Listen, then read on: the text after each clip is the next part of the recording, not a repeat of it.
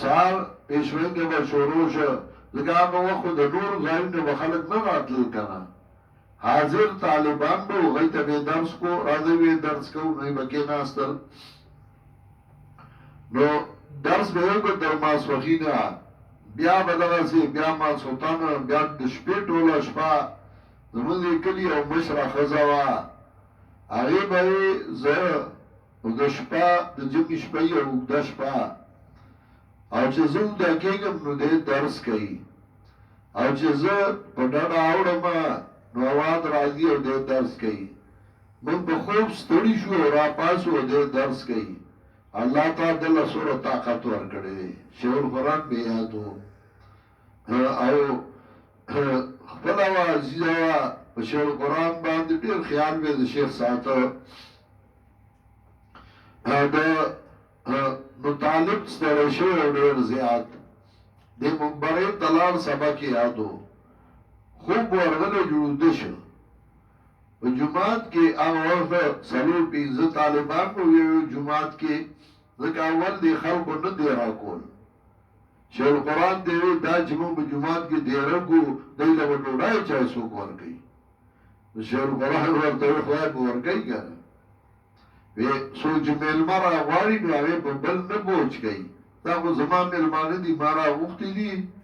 زه به ورله کوم انتظام کوم تاسو سره څه غم دی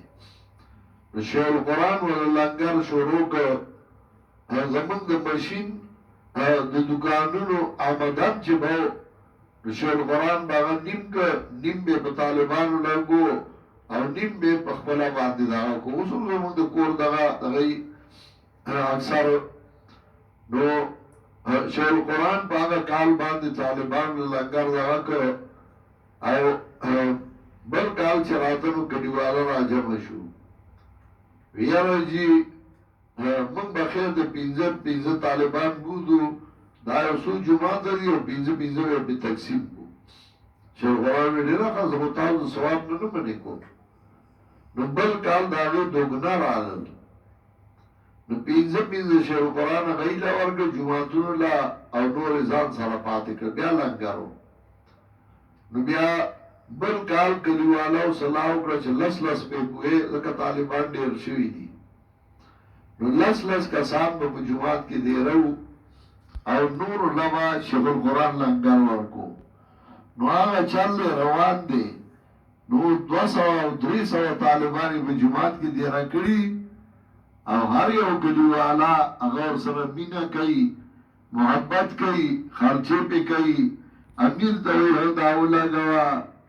نو هغه یې د جوماتونو کې کوي او موږ ته حقه پاتې شي نو موږ اوله دلته لنګر چلو هغه یو سیسټم روان دی دا الله روان کړی دی او داسې هم نه چې ګڼئ نو خلک پې تنګ شي چې به کومه ورځ ختم وشي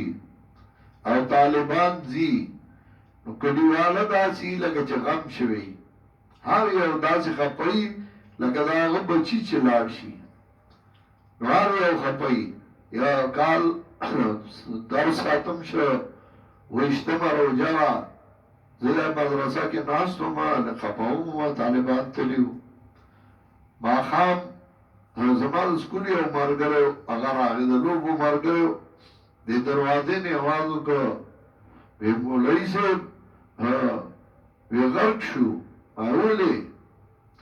وی طالبان تلي دي او زه د مازدیګر راغلم مګر زم په تنورونو کې ډوډۍ نشته رزق یې وړه یا به وی تنورونه ډکو د ډوډو چغی وو او چې طالبان لرم په تنور کې ډوډۍ اوس نشته نو زه به وګرځېدم ډوډۍ مې پیدا نه کړه ته چې تنور کې ډوډۍ وګورم طالبان ځان سره رزق وړه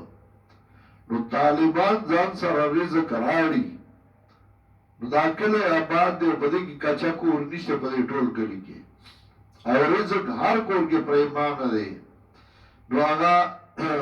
چې د حق پرستو ملګرتیاو کې هغه الله نه خرابوي